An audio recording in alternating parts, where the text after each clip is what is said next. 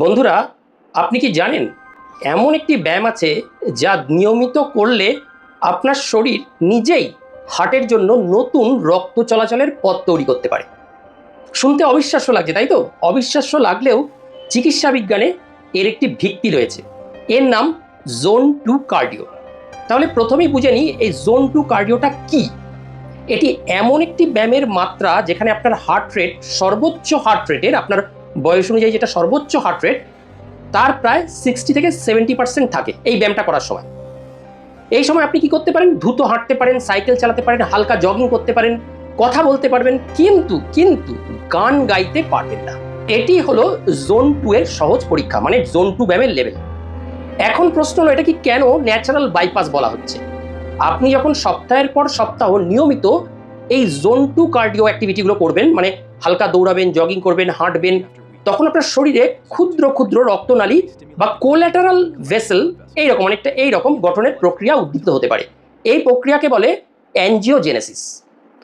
যদি কোনো করোনারি আর্টারিতে আংশিক ব্লকেজ থাকে, তাহলে ছোট রক্তনালীগুলো যে তৈরি হলো বিকল্প পথ দিয়ে রক্ত হার্টে পৌঁছে দিতে পারে, এবং এর সাহায্যে কিন্তু আপনি ছোটোখাটো ব্লকেজের হাত থেকে রক্ষাও পেয়ে যেতে পারেন। এই জন্য অনেক বিশেষজ্ঞ একে ন্যাচারাল বাইপাস বলেন। তবে একটা বিষয় কিন্তু খুব পরিষ্কারভাবে আপনারা মাথায় রাখবেন যে এটি কিন্তু সার্জিক্যাল বাইপাসের বিকল্প নয়। যদি আপনার সিভিয়ার বা গুরুতর ব্লকেজ হয়, তীব্র বুকে ব্যথা, কার্ডিওলজিস্ট আপনাকে বাইপাস বা স্টেন্টের পরামর্শ দেন, তখন শুধুমাত্র ব্যায়ামের উপর নির্ভর করাটা বিপজ্জনক হতে পারে। তাহলে জোন 2 কার্ডিও মূলত কী করে? আমাদের হৃৎপিণ্ডের স্বাস্থ্যের উন্নতি করে, হৃৎপিণ্ডের সহন ক্ষমতা মানে স্ট্রেস নেওয়ার ক্ষমতা বৃদ্ধি করে, দীর্ঘমেয়াদে রক্তনালীর কার্যকারিতা ভালো করতে সাহায্য করে।